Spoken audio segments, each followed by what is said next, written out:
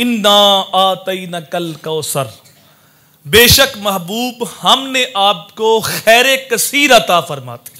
अब जो लफ्ज़ कौसर है इसके इतने मानी अब तक उलमा ने लिखे हैं और क़यामत तक लिखे जाएंगे, लेकिन सूरह कौसर के हकीकी मानियों मतलब अल्लाह के अलावा कोई नहीं जानता।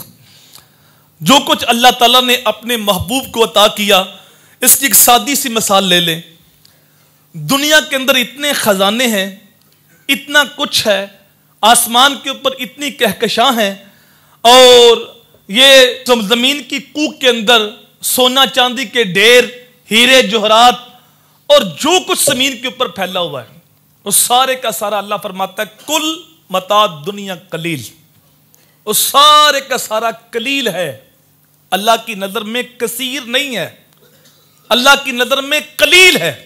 ये सारी दुनिया, एक बंदे की दौलत के बारे में लोग तबसरा करते हैं कि उसके पास इतनी दौलत है, अगर वो अपनी दौलत खोले तो मुल्क का कर्जा उतर जाए, अगर वो अपनी दौलत निकाले तो फलां मुश्किल हल हो जाए।